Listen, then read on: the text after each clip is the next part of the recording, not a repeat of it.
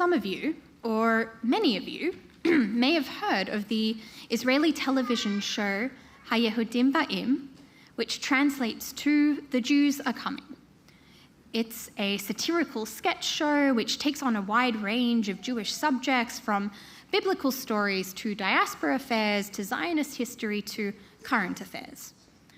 They've covered the span of the Jewish story, from the giving of the Ten Commandments to Megillat Esther, to the Masada Rebellion, to the Dreyfus Affair, to the founding of the State of Israel, to, as appears in this week's parasha, Vayera, the binding of Isaac.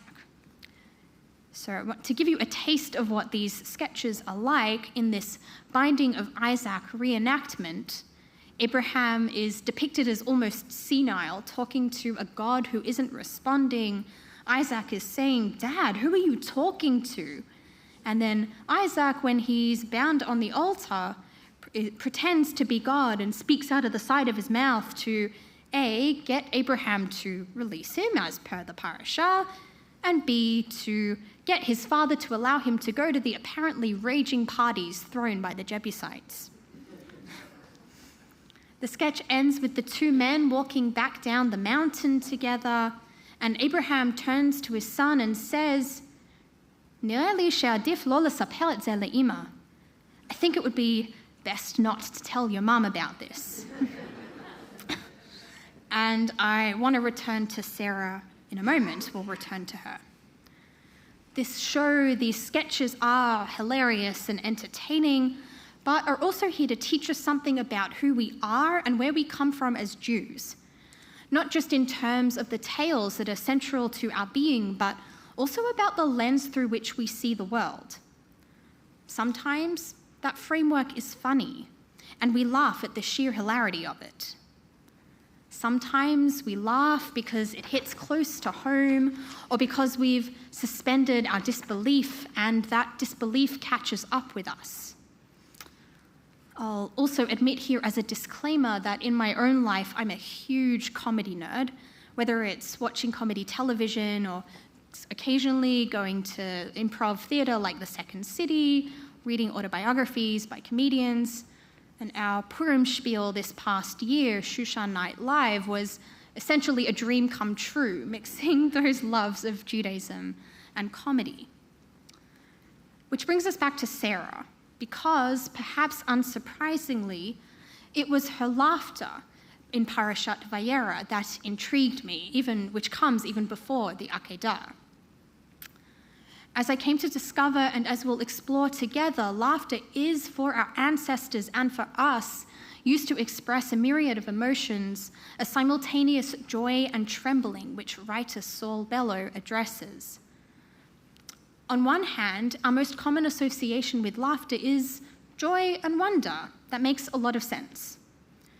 When the angels or the guests of God, or whatever we want to call them, come to Abraham and Sarah and inform them that they're going to have a son, we know that they're over advanced age. We know that Sarah is well past menopause, and yet here we have the announcement that they're going to bear a child. So Sarah laughs. Rabbi Elizabeth Dunsker suggests that this is possibly the most natural reaction that Sarah could have had amidst all these years of barrenness, the difficulty of dealing with Hagar, of all the other challenges that she and Abraham have faced in their lives together. What else is there to do but laugh? This is, Rabbi Dunsker suggests, the best kind of laugh. She does not read it as sarcastic, nor does it come at anybody else's expense, but it's completely unadulterated and comes straight from the heart. It is, put another way, righteous laughter. And our sages note that Sarah is the only woman to whom God speaks directly on account of this quality of hers. We are subsequently brought into the tent with Sarah as she hears this news for the first time too, and we experience this pure happiness alongside her. On the other hand, laughter is also often a response to that suspension of disbelief mentioned earlier, a sense of absurdity. You're likely familiar with the phrase, "If you don't laugh, you'll cry." reserved for those moments when you might feel completely overwhelmed or when the problems of the world seem so big that they threaten to overcome you. Then, all of a sudden, a colleague, a friend, a loved one will say or do something, and you'll just lose it, and I'm notorious for this, perhaps even at an inappropriate moment, but it makes you feel so much better nonetheless. Rashi comments on the phrase from Genesis chapter 18, verse 12, "V'titzchak Sarah b'kirba," and Sarah laughed inwardly. He interprets it in the way of saying that Sarah looked at her insides and was seriously questioning, was doubtful and uncertain as to how she was meant to nourish and care for a newborn with her aging body. Although many of our ancient rabbis seem to voice their disapproval of Sarah's laughter in this instance, when we reframe it, we can understand that it does not mean that she's scorning God or the messengers or that she doesn't believe what she's hearing. Rather, it is her way, her very human way, of reacting to information that she needs a minute to process. The child will undoubtedly be a gift and a blessing to both Sarah and her husband, so perhaps it seems fair to allow her a moment to indulge and enjoy and come to terms with this miracle. After all, it came along unexpectedly, long after Sarah thought the possibility of pregnancy had evaded her, and there is a certain absurdity to that. Moreover, through her laughter, Sarah, as our first matriarch, becomes emblematic of the Jewish journey to come. As Rabbi Samson Raphael Hirsch writes, the entire beginning of the Jewish people is laughable, its history, its expectation, its hopes. For a people was about to be created that was to stand with its existence in contrast to all historical experience. The derisive laughter that has followed the Jew through history is the surest proof of the divine nature of its path. The Jew is not touched by this ridicule because from the beginning he has, or they have, been prepared for it. In other words, this humor, this laughter which expresses absurdity, has been ingrained in our Jewish DNA from the outset. We have a long legacy of dealing with the absurd in the way that we've defied the odds again and again when someone or something has been laughing at us and not with us. And we have learned to laugh it off and to chart our own course as a result. Laughter is similarly a release of emotions, as journalist Sarah Graustra writes for the Jewish Women's Archive. And our biblical Sarah is certainly emotional when we find her in Vayera. In the vein of Rabbi Hirsch, Graustra points out that this laughter occurs in the context of a diasporic Judaism. Abraham and Sarah are not in the land just yet, but they will be. And with this diasporic existence comes its loneliness, its fears, its restlessness. The laughter is thus the break. The laughter is the chance to breathe, a form of catharsis, and a glimpse into the vulnerability Sarah might be feeling. No wonder Sarah laughs. Illustratively, shortly after October 7, HaYehudim Ba'im formulated a sketch in the form of a speech from Moses. Whilst funny, including apologizing for calling the Israelites stupid, the Moses character also illuminates the spirit of the Israeli people.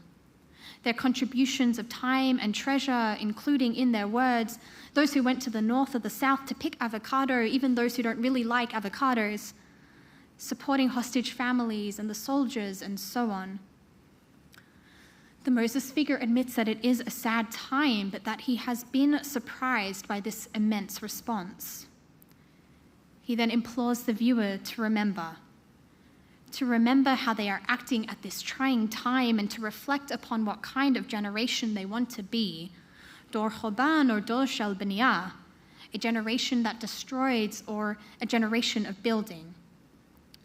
He concludes by saying that future generations will be watching and that past generations are watching too, because, in his words, there's nothing better to do. They don't have Netflix. And that if he can get past Pharaoh, we can get past this. A serious and poignant message therefore underpins the humor scattered throughout the sketch, a message again similar to Rabbi Hirsch, that under the watchful eye of Jewish history, we as Jews have always faced, and in the current climate will continue to face, challenges, ones that could even be existential and or that call us to live up to who we want to be as a people. However, the assertion is that it's all going to be okay in facing these crises together and facing them with a classic touch of humor or chutzpah thrown in. It's not about being toxically positive, meaning always trying to see the bright side to the negation of acknowledging difficulty or acknowledging loss of pain or refusing to acknowledge loss and pain. Rather, humor becomes a tool for establishing resilience and confidence and reassurance, of reminding us that the arc of Jewish history and memory are long and enduring, because perhaps if we don't laugh, we'll cry. In a world that nowadays can feel so hard or even absurd for us as Jews, we can understand humor and laughter as a healthy coping mechanism. In such a world, let us give ourselves permission to laugh every once in a while and to find the joy in the miracles and in the little things too. Let it help us break the tension and ease the burden. In naming their child Yitzchak or Isaac, meaning he will laugh, Abraham and Sarah make a statement. All their happiness, all their hopes, all their dreams, all their doubts become enveloped in a single name, in a single small child. The incredible and the incredulous become inherently and irrevocably intertwined and ultimately embodied by their much longed for, much loved son. In a world full of heartbreak, in a world that is heavy, sometimes all you need is a good laugh. Shabbat shalom.